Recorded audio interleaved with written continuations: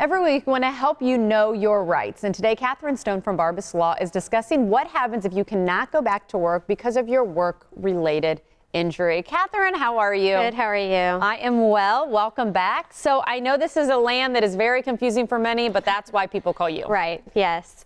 Well, we've kind of been doing a series of talking about nothing but workers' comp.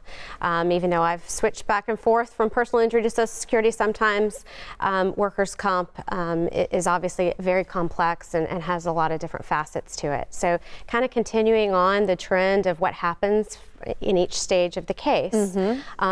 So, your accident has happened, your claim has been accepted as compensable. Now what next? You've got restrictions from your doctor. Then basically those restrictions from the doctor will determine what kind of compensation, if any, you get paid by your workers' comp. Okay? So for instance, if your doctor has said you can return back to work but with restrictions, if your employer cannot accommodate you or provide you a job within those restrictions, then workers' comp would have to pay you what's called temporary partial disability benefits. So you're partially disabled. Okay. And that's calculated using a certain math formula that we utilize based upon your 13 weeks prior to the accident. I think we've talked about that before. Yeah, we have.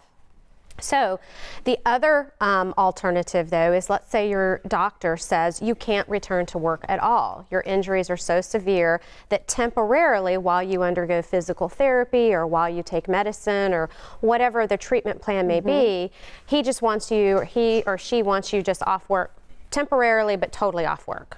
Rest. Then you're entitled to temporary total disability benefits. And again, that's paid utilizing that 13 weeks average weekly wage. But it's a different classification of benefits.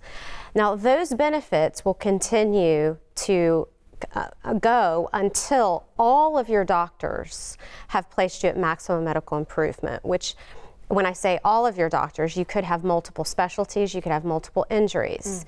You could be treating for a shoulder injury and a knee injury and a spine injury and have 3 or 4 doctors. So not until they have all said that you either are at maximum medical improvement or can return to work full duty would those benefits then stop. So I know one of the things too that sticks out to me, obviously there's a lot of talk about doctor and things. That's key. The doctors have to be approved. You have to have all stages approved before you even get here. Yes. In other words, if you can't just go to your regular doctor.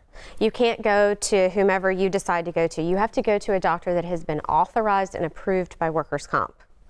And that doctor then has to basically fill out forms that outline specifically what your restrictions are, because your employer would, in the scenario if you were given restrictions, if your employer has a job that they could put you in to accommodate those restrictions, let's say they continue to pay your normal salary, then workers' comp doesn't owe you anything.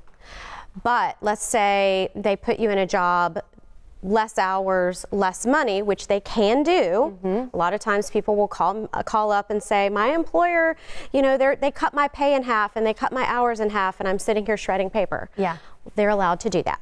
Is that considered then subsidiary? That's where the workers' comp. If their wages fall below 80% of what they were making prior to the accident, then work comp has to kick in and make up the difference, again, utilizing that formula. Interesting that you throw out that 80% there as well. Yes. And Catherine, I know enough too about working with you that you always have examples. And so clearly this is something that you do see when you get calls into your office for your Know Your Rights segments. And all the time. I mean, I tell my clients, I need to know as soon as you leave the doctor's office, I need a copy of that 2-page, we call them DWC 25 forms, because it's basically my marching orders from the doctor, and it's the client's marching orders from the doctor. Good stuff. Well, as you can tell, she can definitely help you navigate those waters. If you have any questions about your rights, we'll just give them a call at 1-800-BARBAS-LAW or go to barbaslaw.com/knowyourrights.